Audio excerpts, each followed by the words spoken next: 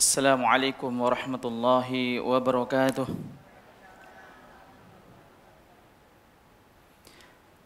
Alhamdulillah hamdan katsiran tayyiban mubarakan fihi kama yuhibbu rabbuna wa yarda.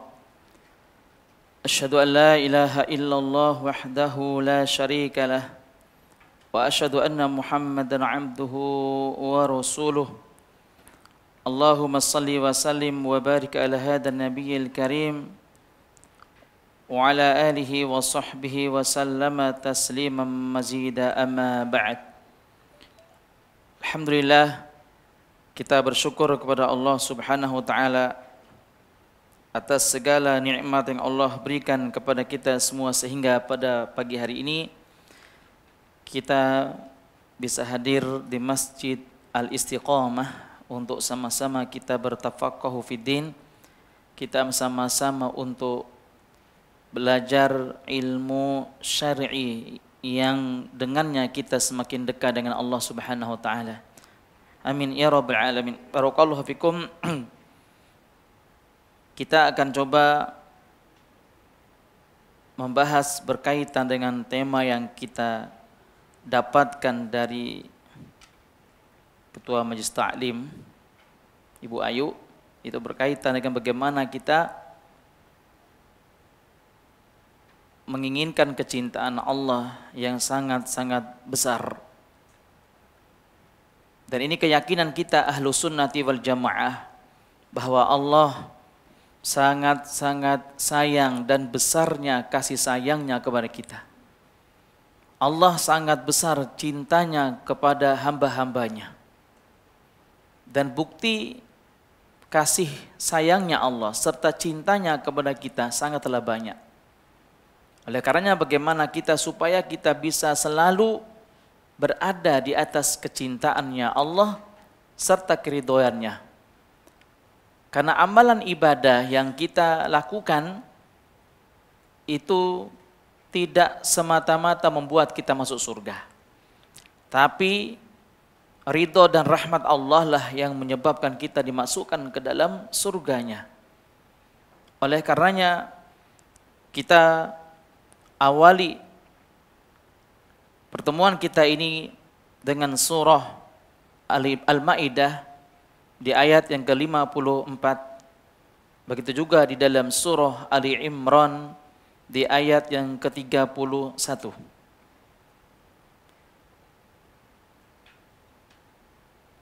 Kita awali pembahasan kita dengan surah Al-Maidah. Di ayat yang ke-54 Allah berfirman. Silakan dibuka ibu-ibu. Al-Maidah di ayat yang ke-54. Sudah ketemu? Ya. Al-Maidah ayat 54. أعوذ بالله من الشيطان الرجيم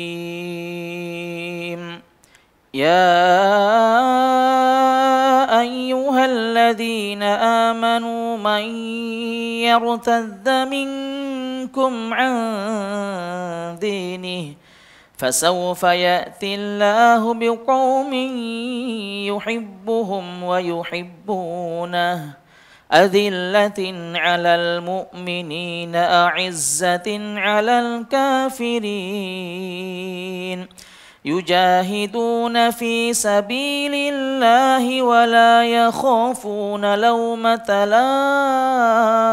لائم ذلك فضل الله يؤتيه من يشاء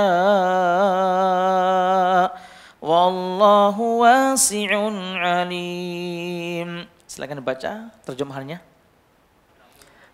Allah berfirman di dalam surah Al-Maidah ayat 54, Ya ayyuhalladzina amanu, wahai orang-orang yang beriman, may yartadda minkum an dinih, barang siapa yang murtad dari agamanya, yang keluar dari agama Islam, fasawfa ya'tillahu biqaumin, maka kelak Allah akan mendatangkan suatu kaum siapa yang meninggalkan agamanya, siapa yang meninggalkan akidahnya dan keluar dari ajaran Rasulullah, yaitu Allah akan mendatangkan suatu kaum setelah mereka yang murtad itu.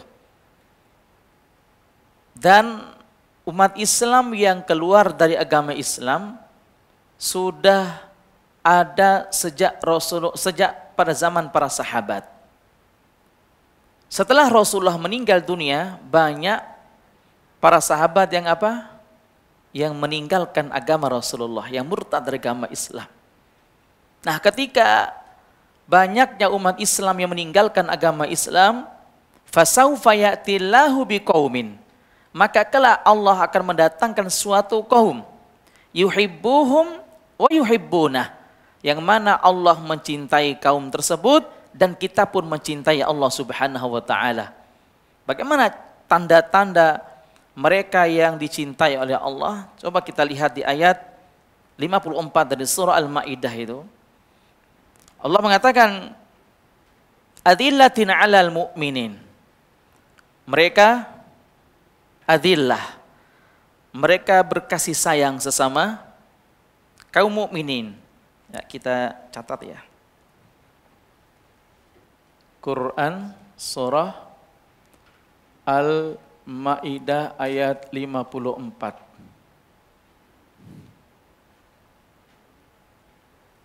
Yang pertama, jadi ayat ini menjelaskan tentang apa? Suatu kaum yang murtad dari Islam. Ya, sebelum kita masuk ke pembahasan berikutnya, saya mau tanya Ibu sekalian, apa yang menyebabkan mereka ini murtad? Kira-kira apa Ibu? Kan mereka murtad dari zaman para sahabat sampai detik ini banyak orang Islam keluar dari agama Islam. Pertanyaan adalah apa yang menyebabkan mereka keluar dari agama Islam? Gara-gara apa kira-kira? Ada yang tahu nggak? Tidak paham ilmu? Naam. Rasulullah SAW mengingatkan kepada kita, badiru bila amali fitanan kakitu'i lail mudlim. Bersegeralah kalian untuk menyibukkan diri kalian untuk beramal soleh. Sebelum datang fitnah yang sangat-sangat dahsyat. Sangat besar fitnah yang menimpa kita di akhir zaman. Kemudian kata Nabi SAW, yusbihur rajulu mu'minan, yang mana di pagi hari kita ini masih dalam keadaan apa? Beriman. Wa yumsi kafiron, ketika datang sore hari dia telah murtad dari agama Islam. Cepat nggak waktunya itu? Sangat cepat. Pagi, ini kan pagi masih apa? Beriman. Nah, ketika sore dia telah murtad. 12 jam, dalam keadaan dapat dalam waktu 12 jam mereka apa? Murtad dari agama Islam. Pagi ini ikut pengajian bersama kita, tapi ketika datang waktu menjelang maghrib dia telah meninggalkan agama yang dianut olehnya.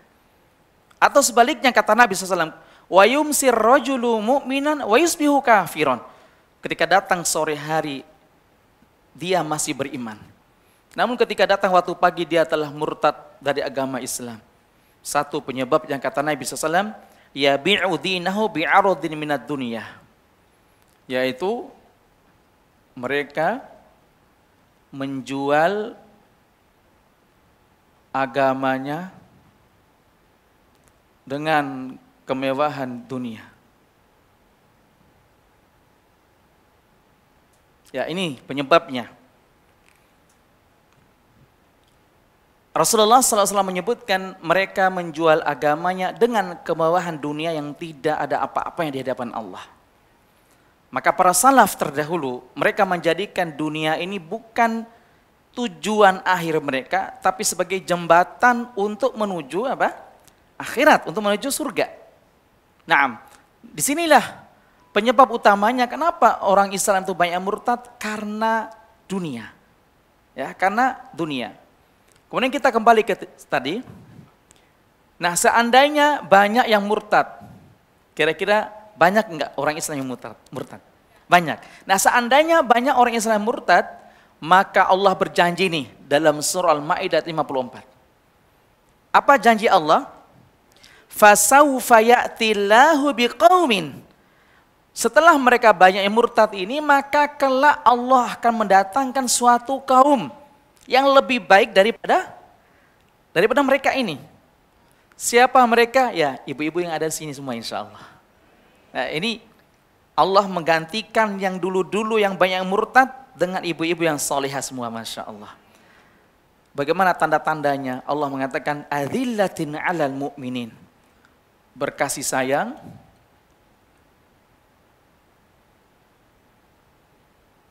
sesama mukminin.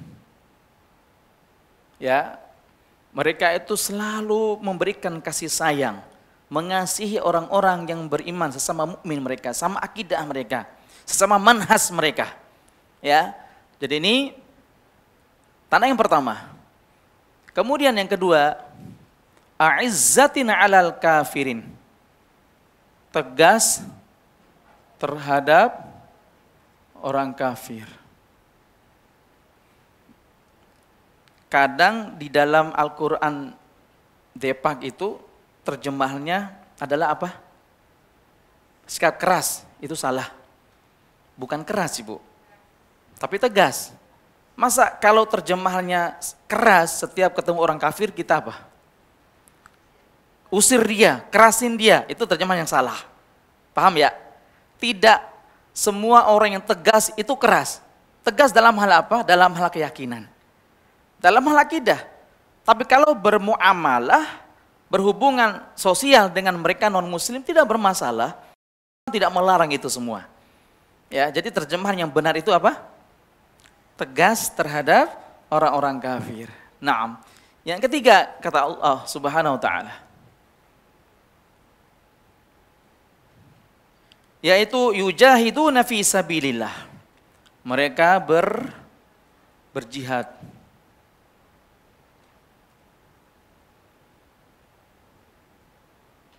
Mereka berjihad di jalan Allah Subhanahu wa taala. Dan ibu sekalian, hari ini tidak ada jihad. Saya katakan lagi, hari ini tidak ada jihad dalam artian perang. Dan hari ini, maksudnya di negara yang kita cintai, negara Indonesia, jihad yang paling besar sebagai pengganti fisabilillah ini adalah jihadun nafsi. Kita jihad melawan apa? Hawa nafsu. Jihad menundukkan hawa nafsu kita. Apalagi jam 10, jam setengah 11, itu waktu yang paling enak untuk apa? Nah kan, ini muka-muka yang sedang ngantuk nih. Ya, enak buat tidur. Nah sekarang kita sedang apa? Sedang berjihad ini. Menundukkan hawa nafsu kita untuk menuntut ilmu, untuk belajar Al-Quran dan Sunnah sesuai dengan pemahaman para salafus saleh. Maka disinilah jihad yang paling besar sebagai pengganti fisabilillah ini adalah tadi jihadun nafsi, yaitu kita menundukkan hawa nafsu kita. Nah, yang keempat adalah yakhafuna laumata laim. Ya, kata Allah Subhanahu wa taala, wala yakhafuna laumata laim. Mereka tidak takut terhadap celaan.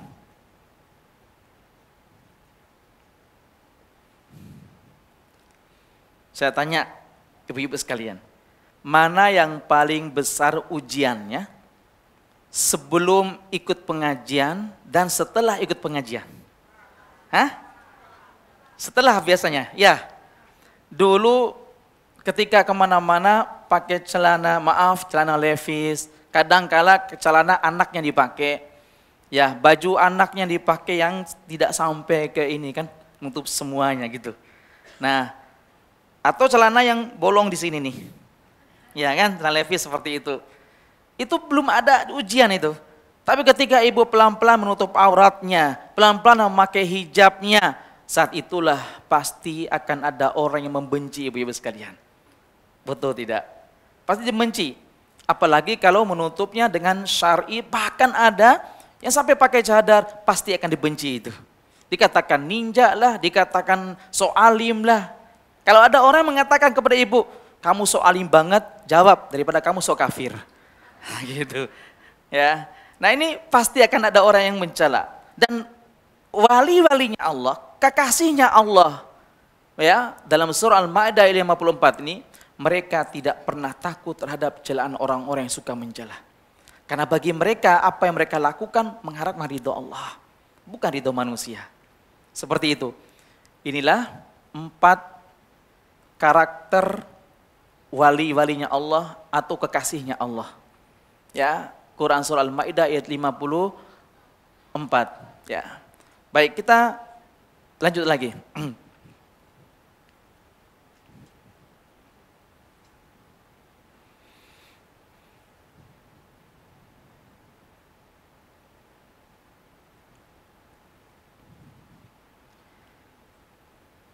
Kemudian yang berikutnya di dalam surah Ali Imran di ayat yang 31.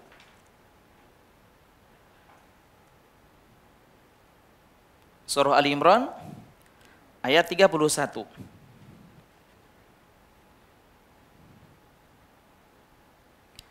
Allah berfirman, "A'udzubillahi minasyaitonir rajim.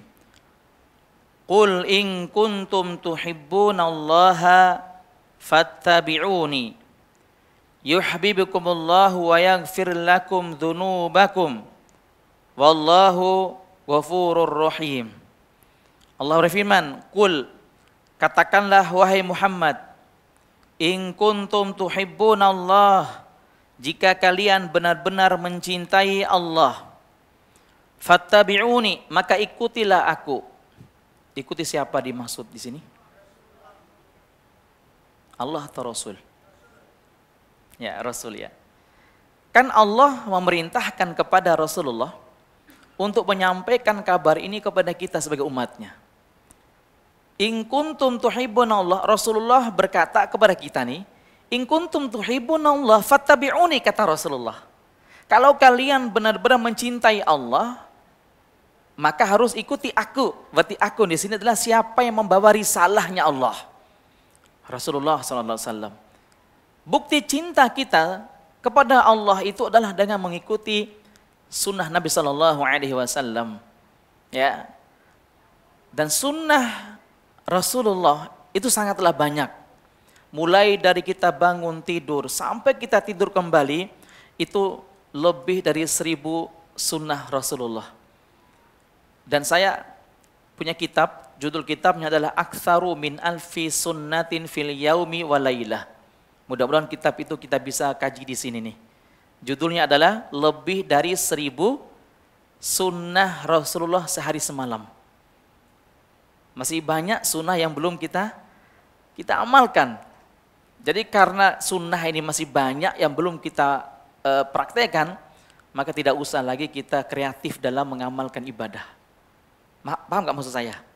Sunnah kan belum sepenuhnya kita lakukan, kita amalkan. Maka kita tidak usah berkreatif, bikin-bikin gitu. Ya, ada dalil, sami'na wa ata'na, kita kerjakan. Jika tidak ada dalil, nggak usah dikerjakan. Simple hidup itu. Nggak usah ditanya-tanya lagi. Ini, enggak usah. Itulah indahnya Islam. Ketika Rasulullah SAW menyampaikan semuanya kepada para sahabat hanya mengatakan sami'na wa ata'na. Ketika di khutbatul wada', khutbah perpisahan bersama para sahabat, Nabi SAW bersabda, "Ma baqiya syai'un yuqarribukum ilal jannati wa yuba'idukum 'anin nar illa faqad buyyina lakum." Hadis ini sahih riwayat Imam Baihaqi di dalam kitabnya Syu'abul Iman. Tidak tersisa sedikit pun yang mendekatkan diri kalian semua kepada surga dan menjauhkan kalian dari api neraka, kecuali telah aku jelaskan sepenuhnya. Semuanya dari A sampai Z sudah disampaikan Nabi SAW. Maka bukti cinta kita kepada Allah itulah dengan cara kita mengikuti Rasulullah SAW. Kemudian kata Allah dalam surah Ali Imran tadi ayat 31, yuhibbukumullah wa yaghfir lakum dzunubakum. Ini dalil yang pertama Al-Maidah 54, yang kedua Ali Imran 31. Ini bukti cinta kepada Allah adalah dengan cara ittiba.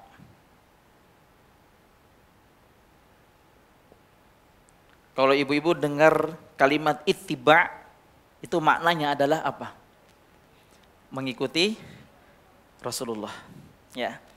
Ittiba itu artinya mengikuti Rasulullah ini.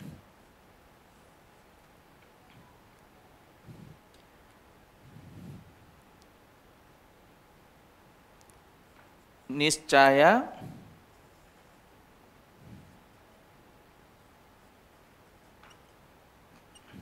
satu, yuhibbukumullah, Allah akan mencintaimu.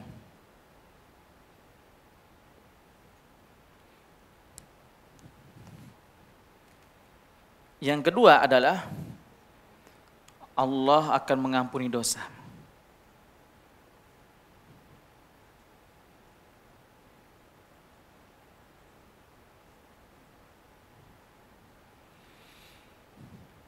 Kelihatan nggak tulisan saya?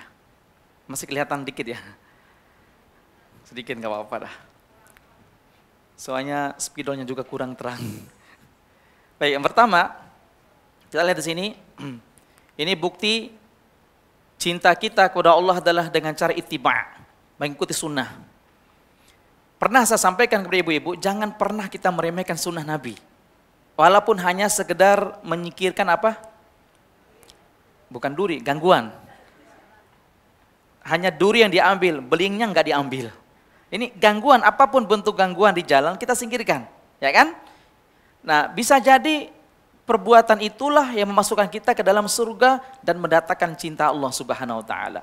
Maka kalau kita lakukan ini, yang pertama Allah akan mencintai kita. Secara otomatis Allah pasti akan mencintai hamba-hambanya yang ittiba tadi ini. Yang kedua, di samping kecintaan Allah kita dapatkan, yang tidak kalah penting adalah ini, nomor 2. Otomatis semua dosa kita apa? Diampuni oleh Allah Subhanahu wa taala. Ada enggak di antara ibu-ibu yang tidak punya dosa ini? Hah? Enggak ada. Kalau punya dosa, tinggal video call sama malaikat tuh. Bisa, ya. Nah, kita lanjut lagi. Nah, setelah kita mengetahui betapa besarnya cintanya Allah kepada hamba-hambanya, maka kita sedikit melanjutkan pembahasan kita berkaitan dengan bagaimana tanda-tanda Allah mencintai seorang hamba. Tanda-tandanya. Kan gini Bu, semua orang bisa mengaku, yaitu bahwa saya atau kita dicintai oleh Allah. Ibu juga berhak mengaku bahwa ibu mendapatkan kecintaan Allah. Bisa. Saya juga pun bisa mengaku bahwa saya mendapatkan kecintaan dari Allah. Semua kita bisa mengaku. Pertanyaan adalah apa bukti Allah mencintai kita? Itu aja bukti. Apa harus kita tahu. Jangan-jangan selama ini kita hanya sekedar apa? Mengaku gitu kan? Sebagaimana halnya ketika seorang suami mengatakan saya mencintaimu wahai istriku. Ya, apakah istrinya percaya? Belum tentu sampai ada bukti, betul enggak? Begitu juga sebaliknya. Istri yang mengatakan wahai suamiku, engkaulah yang paling kucintai di dunia ini, walaupun itu kalimat yang salah gitu kan. Ya, atau sebaliknya. Nah, ini harus ada bukti. Apa buktinya bahwa kita mencintai pasangan kita? Begitu juga apa buktinya bahwa kita mencintai Allah Subhanahu wa taala dan Allah pun mencintai kita. Ya, ada beberapa tanda disebutkan oleh Rasulullah sallallahu alaihi wasallam dalam hadis-hadis yang sahih. Ya. Bukti yang pertama adalah Allah pasti menguji kita. Nah, ini bukti yang paling besar.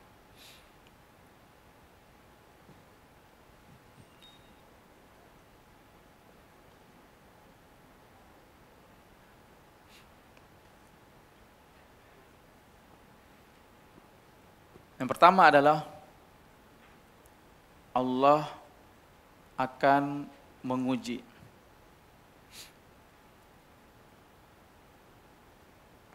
Ini yang pertama. Quran surah Al-Ankabut ya. Al-Ankabut ayat 2 dan 3. Entah surat keberapa itu? Surat 29, Masya Allah. Ayat 2 dan 3, Allah berfirman, Alif Lam Mim. Ahasiban nasu ayyutraku ayyakulu amanna wa hum la yuftanun. Walau qad fatanna alladhina min qablihim fala ya'lamanna alladhina shadaku wa la ya'lamanna al-kadhibin. Allah berfirman, Alif Lam Mim. Ingat Ibu sekalian, ini perlu saya jelaskan semua. Setiap Ibu membaca dalam Al-Quran, ada kalimat Alif Lam Mim, Alif Lam Ra, Nun, Sod, Kaf, Ha, Ya, Ain, Sod. Pokoknya Toha, Yasin. Ya, itu satu pun makhluk Allah tidak ada yang tahu maknanya apa. Hanya Allah yang tahu. Bahkan ada sebagian kecil, oknum satu atau dua orang ustadz yang menerjemahkan Yasin itu nama siapa? Nama Rasulullah. Nah, itu enggak benar. Ini enggak benar. Rasulullah memiliki nama hanya 4 atau 5 saja. Muhammad, Ahmad, Aqib, kemudian Hashir, kemudian satu lagi apa itu? Ada 5 nama Rasulullah. Selain itu bukan nama Rasulullah. Apalagi dengan kalimat Yasin.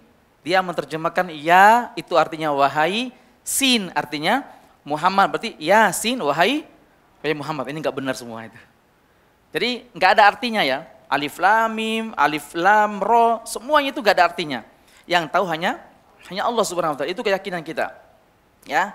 Nah, kita lihat di ayat kedua, ahasiban nasu ayyutraku ayyakul amanna wa hum la yuftanun.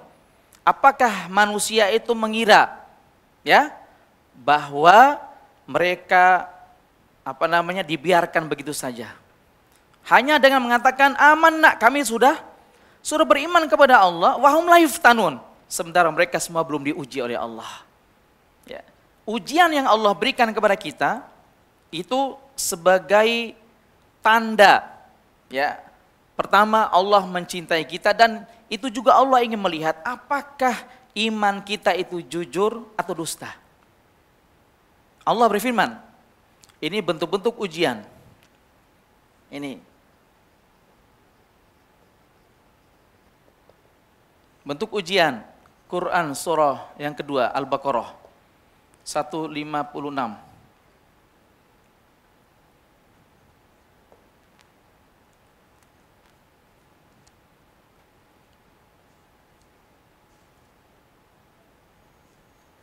Allah Subhanahu wa taala berfirman ayat 155 ya. Mulai dari 155. Ya. Di ayat 155 dan seterusnya sampai 157. Ini bentuk-bentuk ujian Allah yang Allah berikan kepada kita semua ini. Allah berfirman, "Walanabluwannakum bisyai'im minal khaufi wal ju'i wa naqsin minal amwali wal anfusi wath thamarat wa basyiris sabirin," kata Allah. Ya.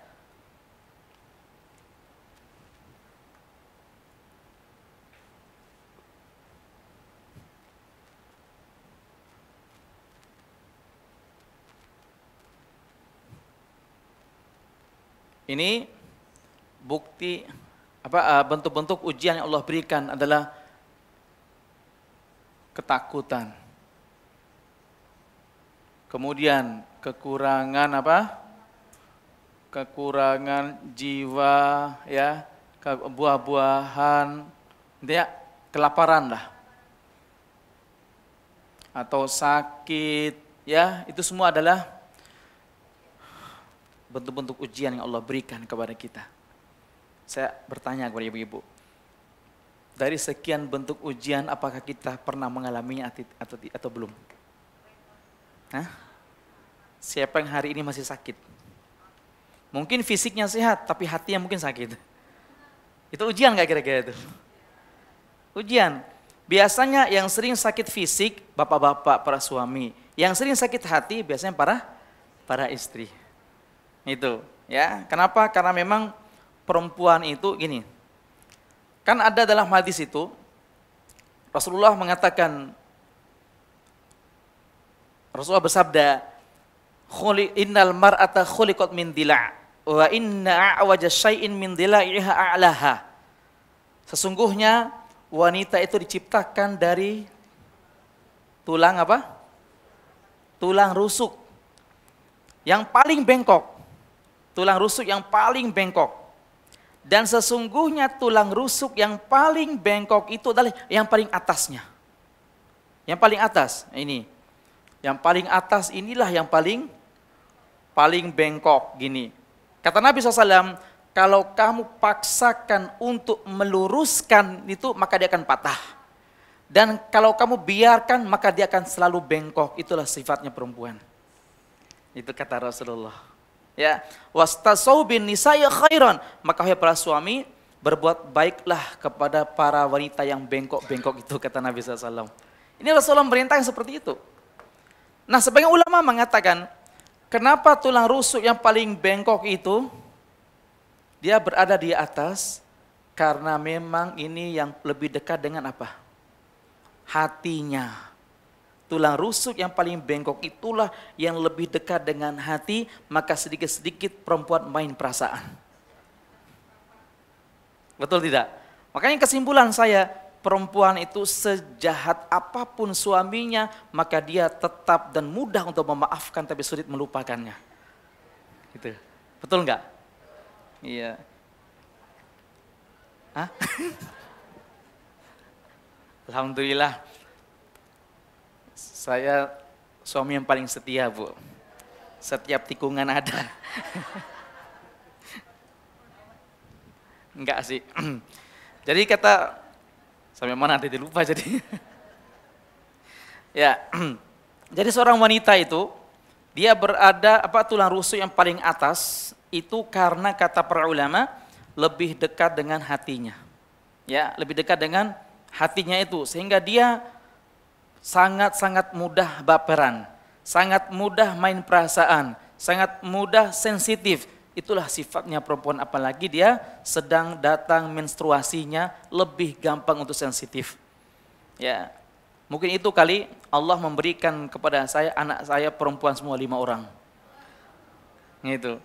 Dan alhamdulillah bisa kita didik. Dan anak pertama alhamdulillah dia kelas berapa dia sekarang anak pertama? Kita tuh lagi ingat, Bu. Kelas 6 atau kelas 1 SMP mungkin.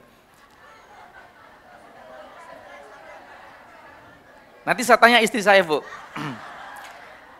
Itu alhamdulillah dia sudah selesai 30 juz, alhamdulillah. Kelas 6 kalau nggak salah. Ya, kelas 1 SMP kayaknya, di antara itulah. Itu. Lupa Ibu, lupa. Kelas 2 yang kedua alhamdulillah dia sudah 10 juz alhamdulillah. Nah itulah yang hafal saya. Nah begitu juga sampai anak yang kelima, perempuan semua, Ibu. Perempuan semua.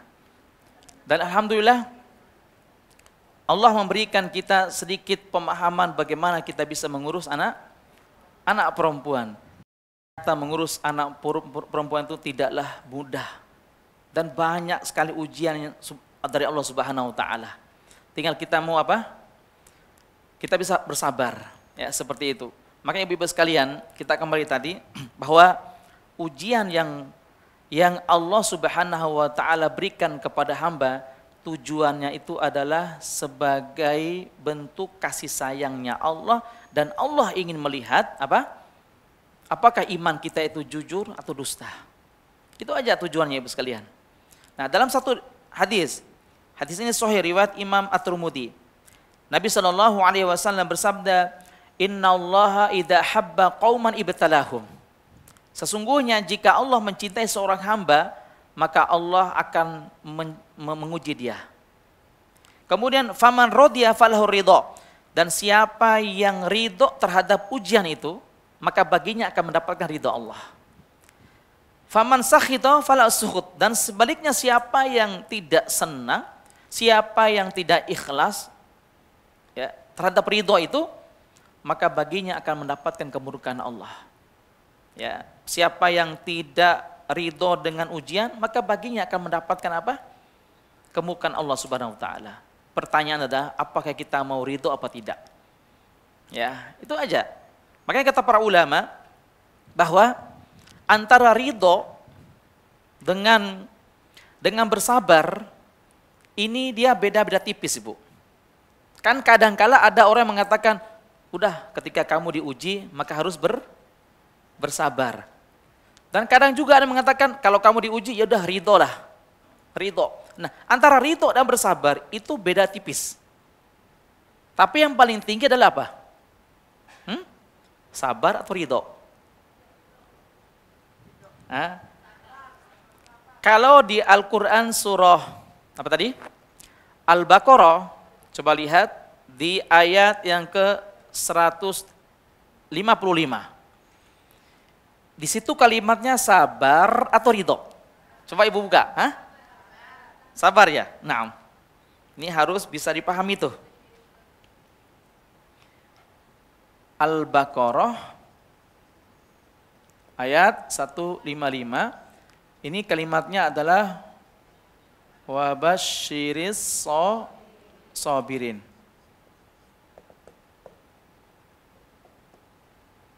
Yaitu kalimat sabar. Tapi dalam lain hadis, lain dalil, itu hadis yang kita sampaikan tadi riwayat Imam At-Tirmidzi. Kata Nabi SAW, faman rodiya falahu ridho.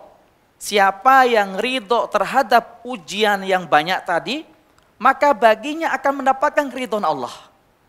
Diuji dengan kemiskinan, dia ridho. Diuji dengan sakit, dia ridho. Termasuk suaminya meninggal misalnya, anak cucu meninggal, ya kan? Dia apa? Ridho.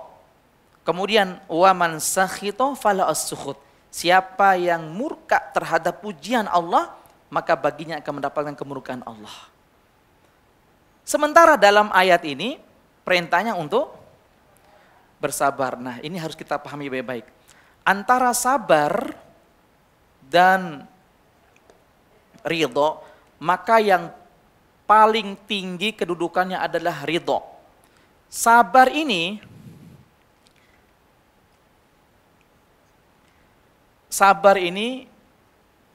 bisa jadi hatinya tidak ridho, namun tidak mengeluh. Ya, ini bisa saja hatinya tidak ridho ini, tapi dia tidak pernah mengucapkan dengan lisan, mengeluh dengan lisan, tidak. Itu kalau bersabar, Ibu. Ya, sementara ridho itu beda dengan ikhlas. Jangan sampai salah paham. Ikhlas dengan ridho itu berbeda, Ibu. Kalau ikhlas itu berhubungan dengan amalan, ketaatan. Contoh, bersedekah harus ridho atau ikhlas? Ikhlas artinya tidak tercampur dengan riya, sum'ah, syirik gitu loh. Salat tahajud begitu juga. Haji, naik haji atau umroh harus apa? Ikhlas, mengharapkan rahmat Allah, ridho Allah. Itu kalau berkaitan dengan ikhlas. Adapun ridho berhubungan dengan musibah atau ujian dari Allah. Seperti itu. Contoh, ketika seorang istri punya suaminya meninggal dunia, maka kita sebagai temannya, apa istilahnya, takziah. Ini sunahnya takziah. Lalu kita katakan, ya udah kamu harus ridho atau ikhlas? Kan suaminya meninggal nih, ya kan? Kita katakan kepada dia, ikhlas apa ridho? Nah, ridho, bukan ikhlas. Ikhlas itu berhubungan dengan apa tadi? amalan ketaatan yang tidak tercampur dengan kesyirikan. Paham sampai sini? Naam, sementara ridho itu berhubungan dengan apa? Musibah, ujian, takdir Allah. Ya. Makanya Umar bin Khattab radhiyallahu anhu mengatakan seluruh takdir Allah itu baik walaupun harus dihadapi dengan air mata. Seperti itu. Naam, kita lanjut lagi. Adapun sabar ini tingkatan yang paling rendah. Dan tingkatan minimal. Setiap Allah memberikan ujian berupa kekurangan jiwa, buah-buahan, kelaparan, sakit dan lain sebagainya, maka minimalnya adalah bersabar, tidak mengeluh. Dan syukur-syukur kalau kita bisa ridho, ya, ridho terhadap takdir yang menimpa kita. Nah, kemudian ibu sekalian, ini yang pertama Allah akan memberikan ujian ataupun cobaan. Apakah seluruh para nabi diberikan ujian? Betul. Coba ibu buka dalam Al-Quran tuh, surat Al-Baqarah. Ujian kita itu nggak ada apa-apanya dibandingkan ujian para nabi terdahulu dan para sahabat. Al-Baqarah ayat 204.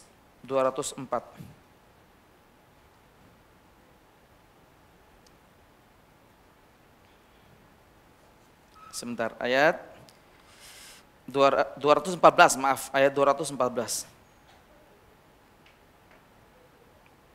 Ya, sudah ketemu? Al-Baqarah ayat 214, saya bacakan ayatnya.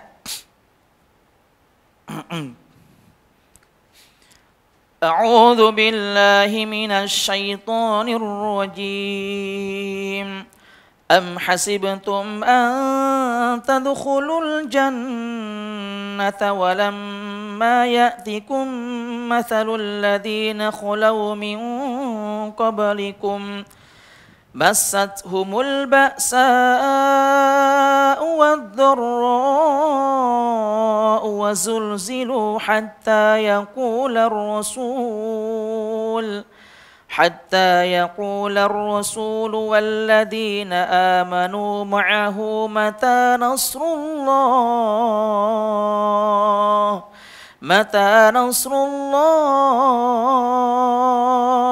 ala inna nasrullahi qarib. Allah berfirman, am hasibtum an tadkhulul jannah, apakah kalian mengira bahwa kalian akan dibiarkan begitu saja untuk masuk ke dalam surga? Kalian mengira bahwa dengan gampang dan mudahnya kalian masuk surga? Tidak, kata Allah. Walamma ya'tikum mathalul ladzina khalaw min qablikum, sementara belum pernah datang kepada kalian ujian sebagaimana ujian itu Allah timpakan kepada orang-orang sebelum kalian. Kita ini hidup di akhir zaman. Kita mengira masuk surga gampang kok gitu. Sementara kita belum pernah diuji sebagaimana ujian itu diberikan kepada orang-orang sebelum kita. Apa ujian mereka? Massatuhumul ba'sa wad-dharra. Mereka ditimpakan kefakiran, kemiskinan, dan sakit. Ujian orang-orang terdahulu hanya ada dua ini. Miskin, kalau enggak sakit. Rasulullah pernah hidup miskin? Pernah enggak? Pernah. 3-7 hari beliau tidak makan makanan pokok, melainkan daun-daunan. Hanya daun-daunan saja yang dimakan oleh Rasulullah. Sampai-sampai kata Ibunda Aisyah radhiyallahu anha bahwa ketika Rasulullah buang air besar, maka kotoran Rasulullah seperti kotoran domba. Kenapa? Karena tidak ada makanan. Ujian berupa kefakiran. Dan ujian yang kedua adalah berupa sakit. Siapa nabi yang paling lama sakitnya? Nabi Ayub. Berapa lama, Bu? Berapa bulan? Berapa tahun? Ya, sakitnya Nabi Ayub adalah selama 18 tahun lamanya. Waktu yang sangat lama. Dan belum pernah ada di dunia ini yang punya penyakit seperti penyakit Nabi Ayub. Ya, bayangkan dari jarak puluhan bahkan ratusan meter sudah kecium bau lukanya Nabi Ayub. Kan jatuh sendiri itu, belatung-belatung dari lukanya itu jatuh. Sampai-sampai istrinya apa? Pergi, kabur dari rumah. Kenapa? Karena tidak tahan terhadap penyakit suaminya itu. Subhanallah. Tapi apa kata Nabi Ayub? Apakah Nabi Ayub pernah mengeluh? Tidak. Apakah Nabi Ayub berdoa agar disembuhkan dari penyakitnya? Tidak juga. Bagaimana doanya Nabi Ayub? Anni masaniyad durru wa anta arhamar rahimin. Ya Allah, sesungguhnya hamba saat ini sedang sakit dan engkaulah maha penyayang dan maha pengasih. Ada enggak kalimat Nabi Ayub mengandung doa di sini?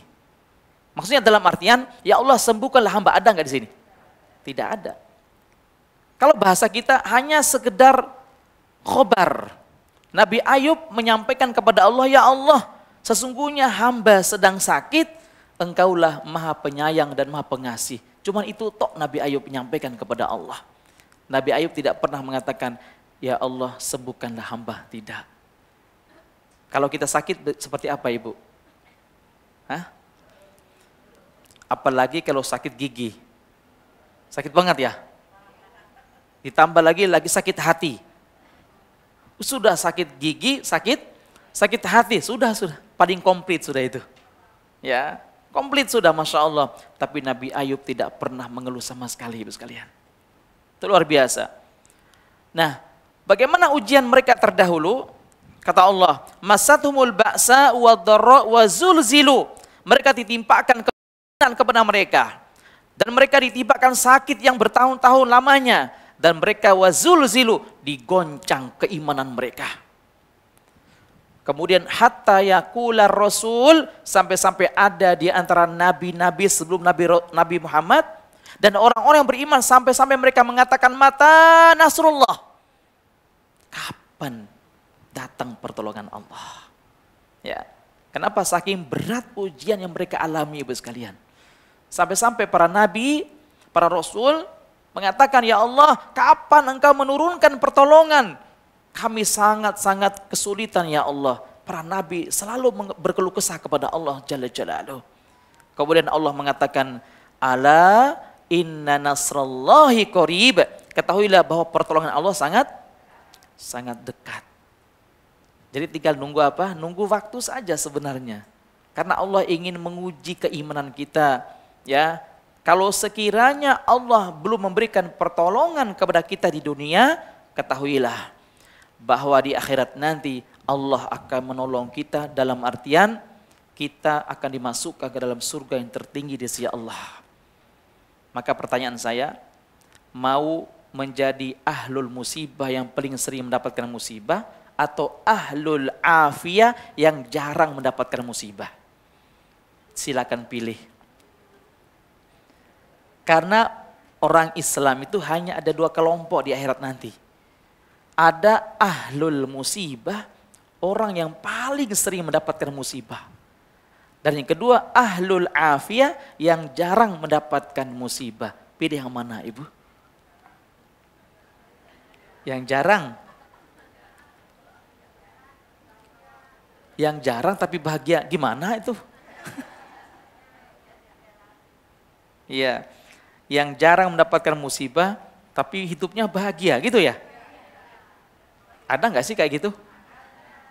Ada. Siapa, Bu? Masya Allah. Baik, ibu buka deh di dalam Al-Quran, surah Ar-Ra'du. Surah keberapa, Bu? Surah ke-13 ya.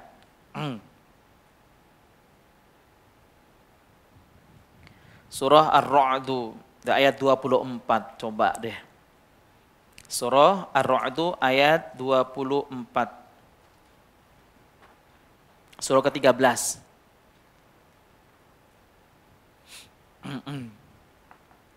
Sudah ketemu? Allah berfirman, salamun alaikum bima sabartum fa ni'ma uqubad dar. Ayat 24. Ketika Bapak Ibu sekalian, kita semua mudah-mudahan insya Allah, dimasukkan oleh Allah ke dalam surga. Lalu malaikat yang berdiri dan sekaligus penjaga pintu surga itu berkata, "Salamun alaikum." Salam kesejahteraan untuk kalian, kata malaikat. Ya, bima sabartum. Kenapa? Karena kalian dulu bersabar. Nah, kalau bersabar itu biasanya ahlul musibah atau ahlul afiyah? Ahlul musibah, berarti orang yang paling sering mendapatkan musibah. Nah, orang yang paling sering mendapatkan musibah itulah yang lebih dekat dengan surga Allah Subhanahu wa taala. Tinggal pilih mau jadi ahlul musibah atau ahlul afiyah. Masya Allah. Masih milih ahlul afiyah? Ya, Ustadz, saya mau ahlul afiyah tapi yang masuk surga. Seandainya ada ayat untuk salamun alaikum, apalagi ayatnya? Masuklah kalian ke dalam surga karena kalian ahlul afiyah, itu nggak ada dalilnya, Ibu. Tapi yang ada dalilnya itu adalah masuklah kalian ke dalam surga karena kalian bersabar dulu ketika diuji oleh Allah.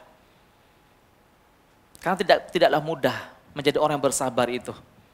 Makanya nabi dan pengikut para nabi-nabi terdahulu mulai dari Nabi Nuh alaihissalam, begitu juga Nabi Isa, Nabi Musa, dan termasuk Nabi Ulul Azmi 5 orang itu yang banyak dan paling berat mendapatkan ujian dari Allah. Mereka pernah mengatakan mata nasrullah. Kapan Allah memberikan pertolongan? Saking Saking berat ujian mereka itu, subhanallah. Kemudian Ibu sekalian, yang kedua,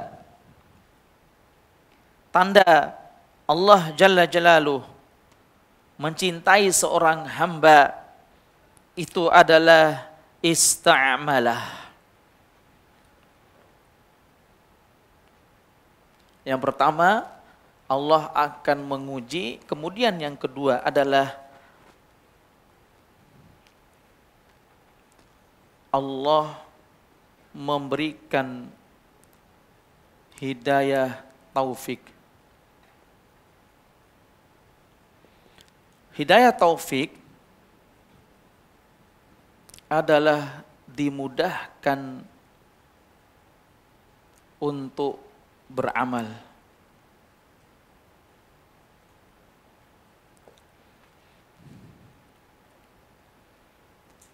Nabi sallallahu alaihi wasallam bersabda,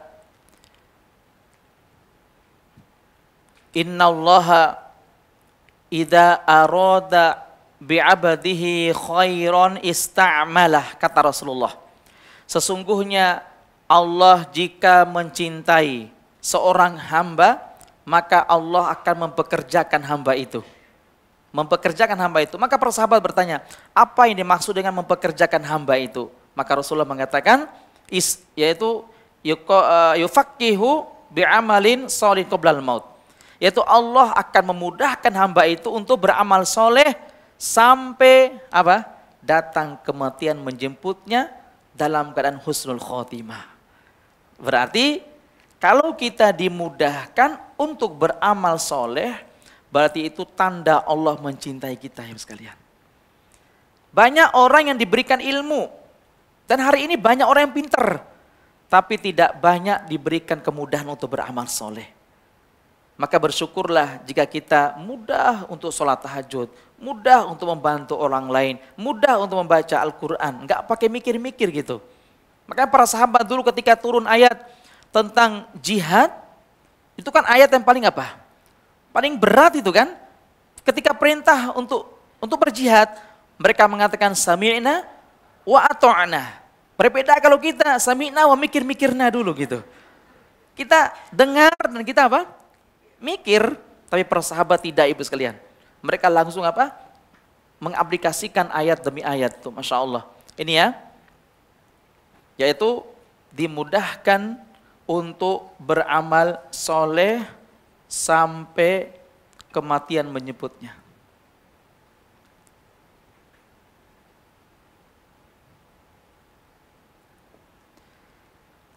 Di pertemuan lalu kita sudah menjelaskan dua hal. Ada orang Islam yang dimudahkan untuk beramal, dan ada orang yang diberikan keistiqomahan.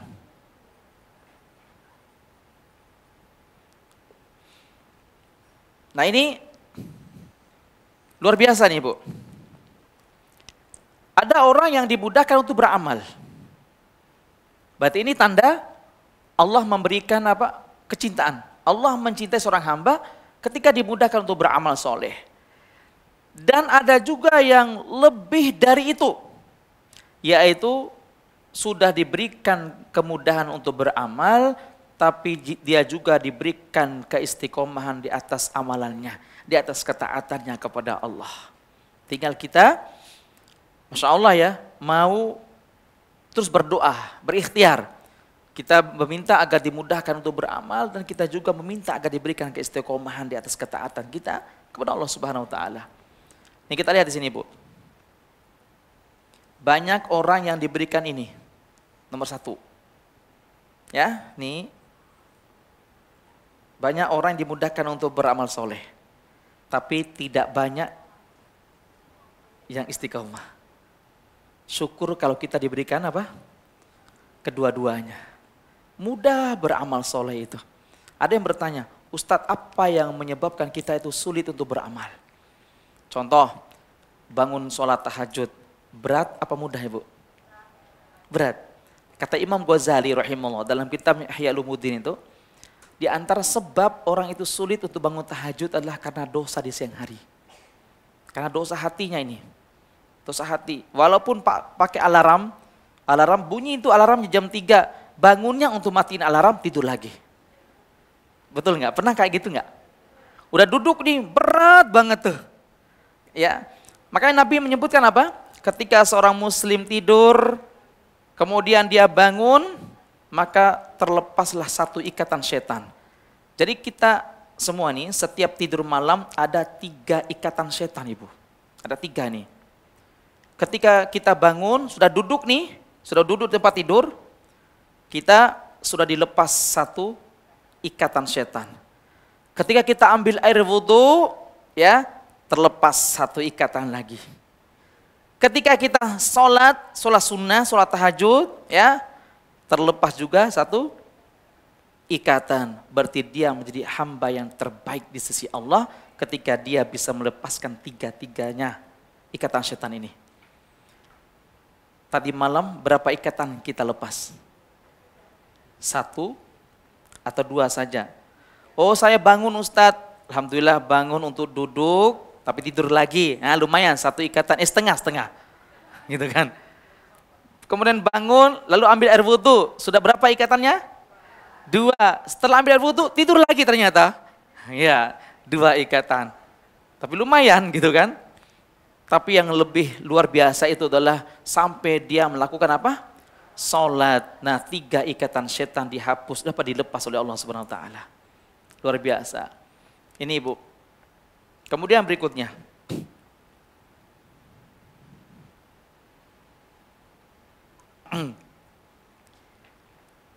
Kemudian dalam satu hadis, Nabi Shallallahu Alaihi Wasallam bersabda, "Idza aradallahu bi'abdihi khairan, ista'am." Qalu ma yasta'milu ya Rasulullah? Qal yuwaffiquhu li'amalin salihin qabla al-maut. Nabi Shallallahu Alaihi Wasallam mengingatkan lagi untuk kita semua. Jika Allah Subhanahu Wa Taala mencintai seorang hamba, memberikan kebaikan yang seutuhnya kepada seorang hamba, maka Allah akan memberikan hidayah taufik. Allah memberikan keistiqomahan kepada hamba itu qoblal maut, sampai dia diwafatkan dalam keadaan husnul khotimah. Masya Allah. Ini luar biasa.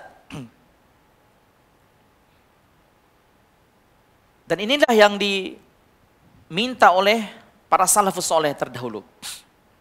Para salafus soleh selalu berdoa kepada Allah. Di antara Imam Ahmad bin Hanbal. Nih, doa Imam Ahmad bin Hanbal, Allahumma tawaffani alal islami was sunnah. Ya Allah, wafatkanlah hamba di atas Islam dan sunnah. Ini doa para ulama salaf nih. Ya Allah, wafatkanlah hamba di atas Islam dan sunnah. Sementara ada ayat surah Ali Imran, ya, ayat 102.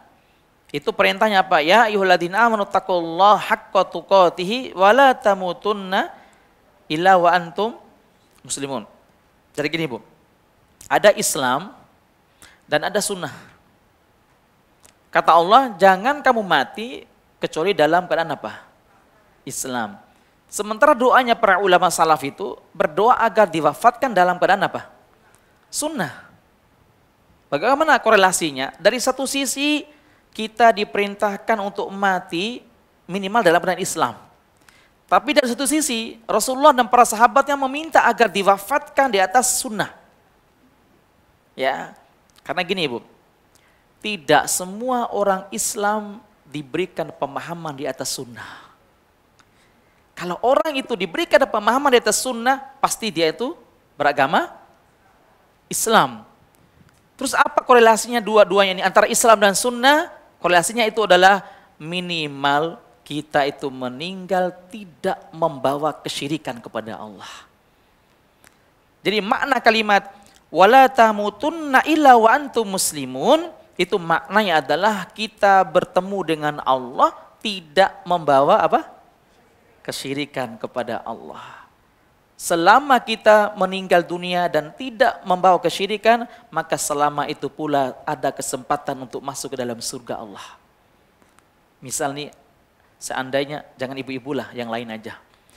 Seandainya sebagian umat Islam meninggal dunia, kemudian ketika meninggal belum sempat bertobat dari semua dosa-dosanya. Mereka ini melakukan dosa besar, tapi hanya satu dosa yang tidak pernah mereka lakukan. Yaitu dosa apa? Syirik kepada Allah.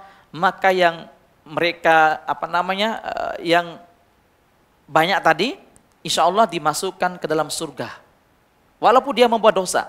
Tapi dengan syarat, mereka akan dilondri terlebih dahulu di neraka jahanam. Ya mungkin sehari 2 hari lah. Ya. Kenapa, Bu? Seharinya di neraka itu sama seperti alfasanah. 1000 tahun di dunia. Jadi jangan sampai kita katakan gak apa-apa Ustadz, ya setengah bulan gak apa-apa. Nauzubillah min dzalik gitu. Ya. Nauzubillah min dzalik. Jadi itu yang dimaksud oleh Allah, wala tamutunna illa wa antum muslimun, jangan kamu mati kecuali dalam keadaan Islam. Maksudnya adalah minimal kalian itu meninggal, kita semua meninggal tidak membawa kesyirikan kepada Allah. Karena kalau sekiranya membawa kesyirikan, maka akan kekal dalam neraka jahanam selama-lamanya. Selama-lamanya akan kekal. Ya. Dan apakah kita nanti bisa memberikan syafaat di antara kita? Bisa. Bisa ya, Ibu sekalian. Ya, kita sampaikan hadisnya. Nabi SAW bersabda, "Idza khalasal mu'minuna hisabahum yaumal qiyamah." Apabila orang-orang mukmin ya selesai dihisab oleh Allah pada hari kiamat nanti. Sudah selesai ini, perkara hisabnya sudah selesai. Tidak ada manusia yang paling besar meminta haknya kepada Allah kecuali orang-orang beriman. Ya, kita semua nanti di akhirat yang pertama kali kita lakukan setelah hisab adalah kita meminta hak kita kepada Allah. Apa hak kita? Yaitu kita meminta agar bisa memberikan syafaat kepada orang yang kita kenal ketika di dunia. Kita berbondong-bondong mendatangi Allah. Ya Allah ya Rabbana, hum yusalluna ma'ana wa yahujjuna ma'ana ya wa ya'takifuna ma'ana. Ya Allah ya Rabbana, orang itu yang engkau masukkan ke dalam api neraka itu satu majelis taklim bersama kami, satu sholat, satu soft bersama kami. Ya, mereka ikut bermajlis bersama kami, ikut haji bersama kami, ikut kajian bersama kami. Jika engkau memasukkan kami ke dalam surga, engkau juga harus memasukkan saudara kami yang di neraka itu ke dalam apa? Surga bersama kami. Akhirnya Allah berfirman kepada kita yang paling besar meminta hak kita tadi. Apa kata Allah? Idhabu ilan nari fa'akhrijuhum man araftum. Kalau begitu, pergilah kalian semua ke api neraka, lalu keluarkan semua orang-orang yang kalian kenal di neraka, lalu berlomba-lomba kalian masuk surga bersama kalian. Itu luar biasa. Jadi ibu-ibu sekalian, kalau sekiranya kita ada di antara kita ini satu majelis, ya, insya Allah pada kenal semua kan? Kiri, kanan, belakang, depan, udah pada kenal kan? Ya, harus saling kenal. Ya, seandainya adalah, mungkin walaupun satu kali ikut ngaji bersama kita, kemudian qadarullah dia dimasukkan ke dalam api neraka, ibu berhak untuk menarik kembali dia, biar masuk surga bersama-sama insya Allah. Ya. Atau sebaliknya nanti, jika sekiranya ibu-ibu tidak mendapatkan saya di surga, maka carilah saya. Sampaikan kepada Allah, ya Allah, Hasan Al-Mubarak pernah mengajarkan kepada kami 1-2 ilmu. Jika engkau masukkan kami ke dalam surga, masukkan dia juga ke dalam surga bersama kami. Seperti itu ibu sekalian. Ya. Kalau sebaliknya, ya alhamdulillah. Kalau sebaliknya insya Allah, saya berhusnuzon, berbaik sangka bahwa ibu-ibu semua ahlul jannah insya Allah. Ya. Yakin gak ibu? Ya, insya Allah yakin. Cuma permasalahannya di laundry dulu apa tidak, itu aja permasalahannya. Masya Allah. Baik, cukup 2 poin dulu kita sampaikan ya. Ada pertanyaan silakan.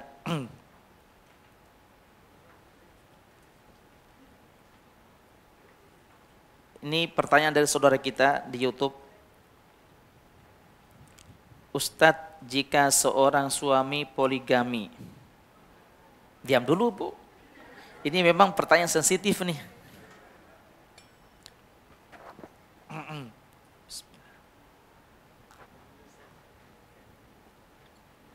Soalnya ini harus hati-hati dalam menjawabnya. Ustadz, jika seorang suami poligami, lantas sang istri harus ridho atau ikhlas, karena mungkin bagi suami itu ibadah, tapi bagi istri itu musibah. Bagaimana Ustadz? Bagus, ini pertanyaan yang luar biasa ini. Na'am barakallahu fikum. Memang betul ibu, tidak ada istri atau wanita itu yang rela jika dia harus berbagi cinta kepada yang lainnya. Betul ibu ya? Nah kan kompak. Kalau saya tanya ke bapak-bapak ini adalah nikmat, kalau saya tanya ke ibu-ibu ini adalah musibah. Tinggal digabungin aja antara nikmat dengan musibah kan gitu. Baik, kita akan jawab. Pertama ibu sekalian, ada satu nasihat dari istrinya para sahabat terdahulu.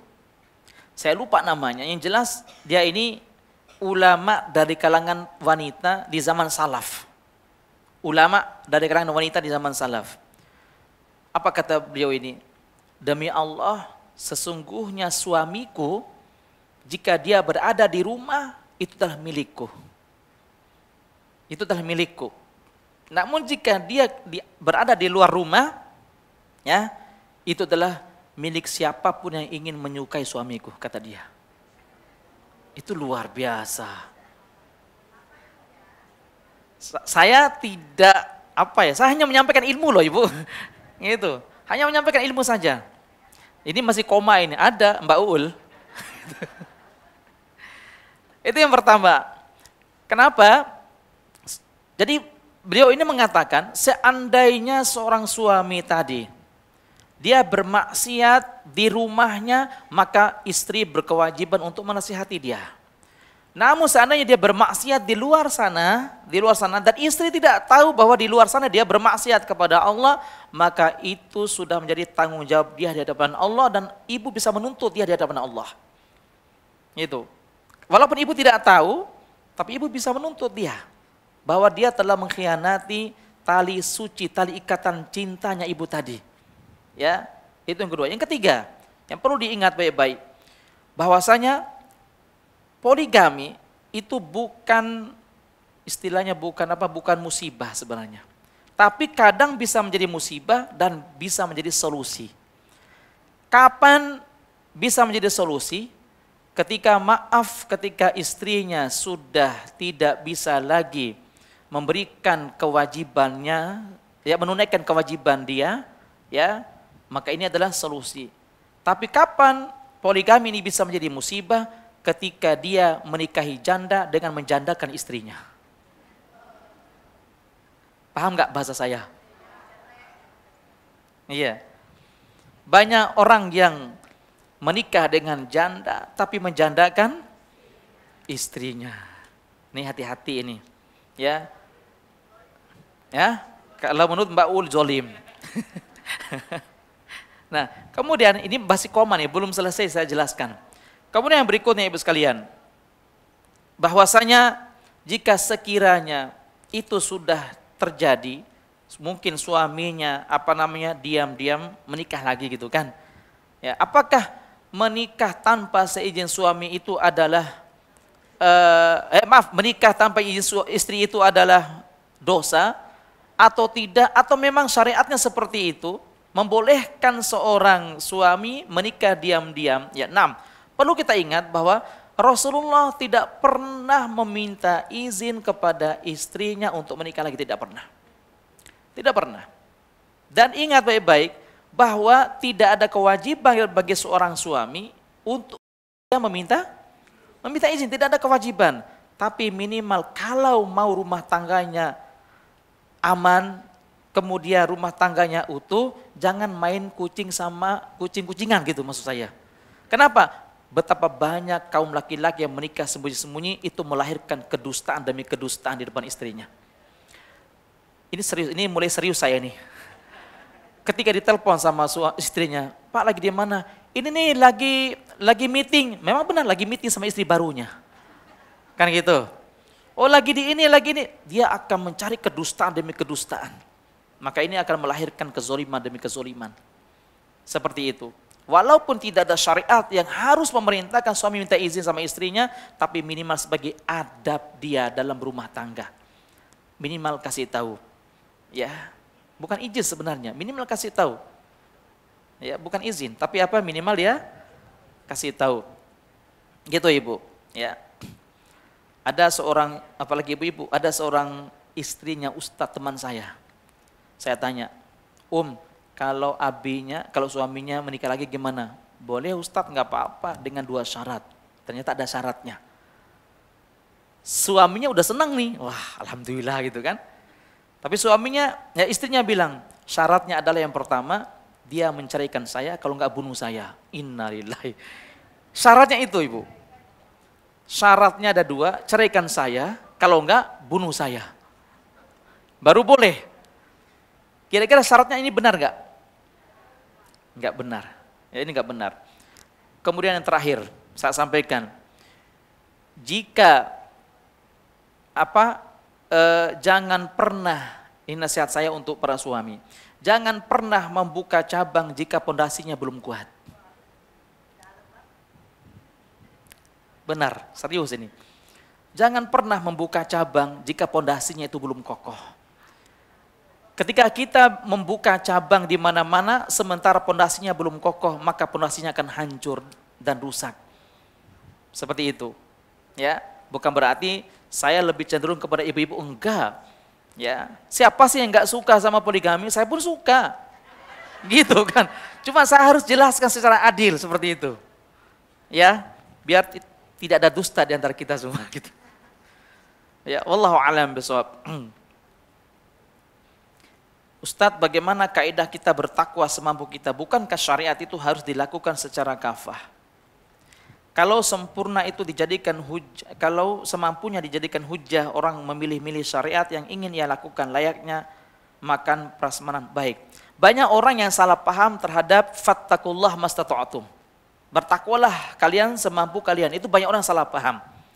Maksudnya bertakwa semampu kita itu adalah contoh. Ketika kita tidak mampu untuk sholat dalam keadaan berdiri, maka sholatlah dalam keadaan duduk, itu maksudnya. Ya, jika kita tidak mampu untuk sholat dalam keadaan duduk, maka sholat dalam keadaan apa? Berbaring.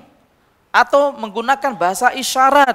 Kalau nggak bisa bahasa isyarat, kita sholatin, karena dia sudah mati, kan itu. Itulah yang dimaksud dengan apa? Semampu kita. Ya. Contoh lagi, kalau kita belum mampu untuk berinfak seperti Abu Bakar As-Siddiq, maka berinfaklah semampu kita. Tidak harus seluruh harta kita keluarkan. Tidak. Karena Allah tidak senang terhadap hamba yang menginfakkan semua hartanya, tetapi tidak istiqomah. Contoh, 1 kali dalam setahun dia berinfak. 1 kali dalam sebulan dia berinfak, itu nggak disukai sama Allah. Yang Allah suka itu adalah tiap hari walaupun nominalnya sedikit. 10.000 per hari, 5.000 per hari, tapi tiap hari itu sangat dicintai oleh Allah Subhanahu wa taala dibandingkan apa? Langsung 1 juta tiap setahun sekali misalnya. Itu enggak disukai sama Allah. Maka Nabi sallallahu alaihi wasallam bersabda, innal a'mal ahabbu ila Allah adwamuha wa in qalla. Sesungguhnya amalan yang paling dicintai oleh Allah adalah amalan yang konsisten. Walaupun apa? Walaupun sedikit. Seperti itu. Jadi bukan semampu kita itu adalah kita memilah syariat mana yang kita sukai, tidak. Jangan sampai salah paham. Ya. Contohnya kayak gimana memilih itu? Kayak gimana misalnya? Contoh, Allah perintahkan untuk memakai hijab kepada kaum wanita.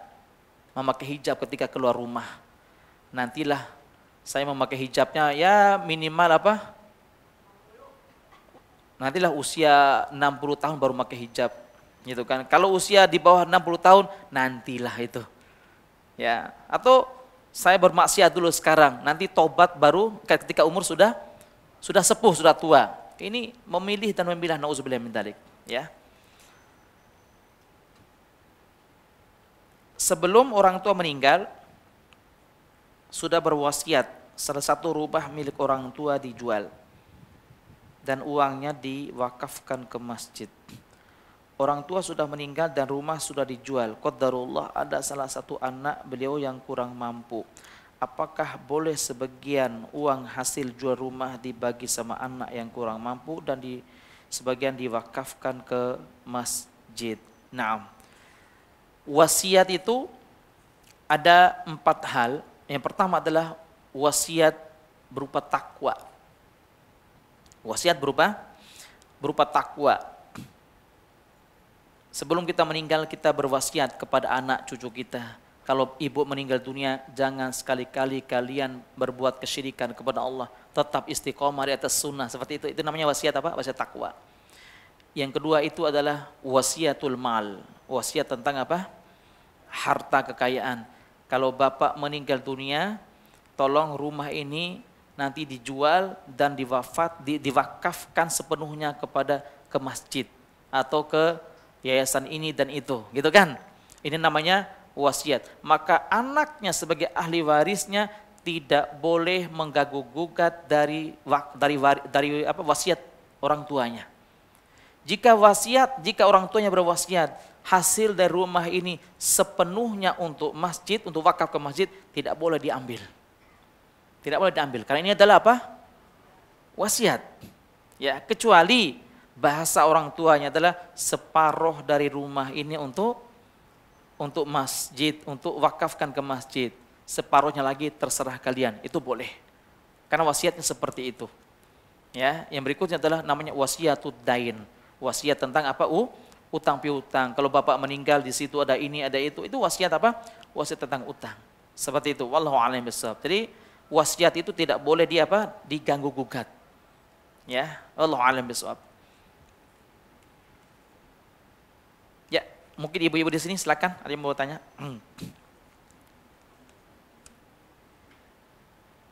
Ya, silakan Bu, ada yang mau ditanyakan?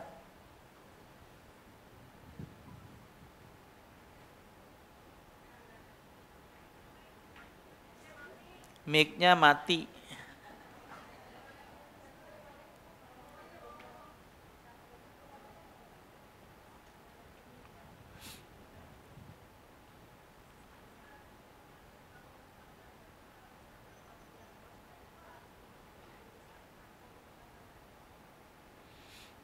Iya, bagus. apakah wasiat itu hanya berbentuk tulisan atau hanya ucapan saja? Di dalam Al-Qur'an itu, di dalam surah Al-Baqarah ya, Allah Subhanahu wa taala berfirman di dalam Al-Qur'anul Karim surah Al-Baqarah di ayat yang ke-180, 180 dan 181. Kutiba alaikum idza hadara ahadakumul mautu in taraka khairanil wasiyatu lil walidaini wal aqrabina bil ma'ruf haqqan 'alal muttaqin. Faman baddalahu ba'da ma sami'ahu fa innama ithmuhu 'alal ladzina yubaddiluna. Innallaha sami'un 'alim. Allah berfirman, kutiba alaikum, diwajibkan atas kalian, apabila kalian sakit keras yang menyebabkan kematian, ya, diwajibkan untuk meninggalkan wasiat-wasiat yang baik kepada keluarga terdekat kalian. Ya, haqqan 'alal muttaqin, itu benar-benar nyata bagi orang-orang yang bertakwa, kewajiban bagi orang-orang yang bertakwa. Ya, ayat 181 sebagai ancaman. Faman baddalahu ba'da ma sami'ahu. Barang siapa yang mengganti wasiat itu padahal dia sudah dengar apa isi wasiatnya, fa inna ma itsmu 'alal ladzina yubaddilun, maka baginya akan mendapatkan dosa yang besar dari Allah. Seperti wasiat tadi untuk mewakafkan apa? Hasil jual rumah untuk masjid. Ya. Tapi diganti dengan yang lainnya, dikasih ke yang lainnya. Nah, itu dosa besar itu hukumnya. Itu ayat 181 dari surah Al-Baqarah. Nah, apakah wasiat ini harus dicatat? Naam. Wasiat itu harus dicatat. Wasiat itu harus dicatat. Kenapa Ibu sekalian? Apalagi kalau wasiatnya bentuknya harta warisan, itu harus dicatat. Harus dicatat, atau wasiat berupa isinya utang piutang harus dicatat. Ya, jika tidak dicatat, kecuali orang yang soleh ya, kecuali orang yang amanah. Ya, sekarang tidak semua anak-anak kita itu semuanya soleh. Ada yang paling soleh, ada yang setengah soleh, ada yang toleh, ada yang paling toleh. Kan gitu. Ya, akhirnya mereka gara-gara tidak ada wasiat, misalnya saya mendapatkan wasiat dari ibu atau dari bapak, saya disuruh gini, mana buktinya? Nah, nggak ada buktinya kan? Ketika saudara yang lain nanyakan bukti, ternyata dia tidak punya bukti. Nah, ini bisa menjadi apa istilahnya, pemicu perpecahan di antara saudara-saudara tadi. Maka dianjurkan untuk mencatat wasiat tersebut. Ya. Dan syukur-syukur kalau sekiranya wasiat itu dicatat di depan notaris, itu lebih kuat. Paham gak maksud saya?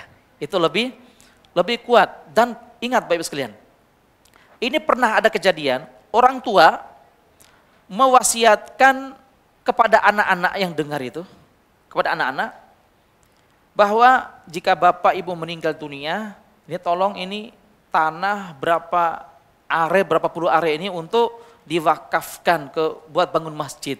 Tapi karena nggak ada tulisan hitam di atas putih, ya, akhirnya pihak yayasan yang sudah mengelola tanah wakaf tadi, mau bangun masjid, gitu kan? Akhirnya anaknya menggugat kembali. Tapi sayangnya pihak yayasan nggak punya bukti terhadap wasiat tersebut, kan gitu. Nah, inilah wasiat harus ada apa? Tulisan. Seperti itu, ya. Wallahu a'lam bishawab. Silakan yang lain. Ya, silakan Ibu.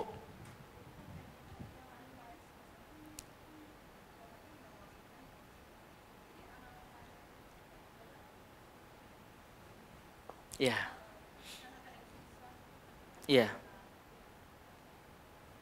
Baik, barakallahu fikum. Inilah pentingnya segala-galanya itu harus ada ilmu. Segala-galanya harus ada ilmu sebenarnya. Apa ilmunya? Termasuk ilmu wasiat. Wasiat itu harus pakai ilmu juga. Orang tua berwasiat bahwasanya seluruh hartanya untuk untuk diwakafkan. Berarti ini tanpa ilmu namanya. Wasiat tanpa ilmu. Sementara anak-anak yang lainnya masih sangat-sangat butuh. Ya, ada yang fakir miskin, ada yang benar-benar nggak mampu, bahkan anaknya dikeluarkan dari sekolah karena nggak mampu membayar sekolah, gitu kan? Berarti ini orang tuanya kurang mampu dan kurang ilmu. Gitu. Jadi segala-galanya harus pakai ilmu. Makanya Imam Bukhari mengatakan al-ilmu qablal qauli wal amal. Berilmu dululah sebelum berucap dan berbuat. Termasuk wasiat itu kan diucapkan dengan lisan, harus pakai ilmu juga. Harus mikir-mikir dulu, ya. Nanti kalau saya wasiatkan, saya wakafkan semua harta saya, terus anak-anak saya makan apa? Seharusnya kayak gitu. Ya. Tidak bermasalah sebenarnya kita mewakafkan harta itu, tapi jangan semuanya. Harus setelah dibagikan dulu kepada anak-anaknya, barulah apa? Sebagian kecil untuk diwakafkan seperti itu. Itulah baru yang dibenarkan. Jangan langsung wasiat semuanya, itu enggak benar, ya. Wallahu a'lam bishawab. Ada lagi, silakan Bu, sebelum kita tutup. 5 menit lagi nih. Oh, sudah jam 11. Cuma lewat 6 menit, Bu. Ya, na'am. Kita tutup dengan doa kafaratul majlis. Subhanakallahumma bihamdik, asyhadu an la ilaha illa anta, astaghfiruka wa atubu ilaik. Insyaallah masih ada lanjutan, baru poin berapa tadi, Bu? 2 ya. Baru poin nomor 2. Insyaallah kita akan lanjut nomor 3 seterusnya. Assalamualaikum warahmatullahi wabarakatuh.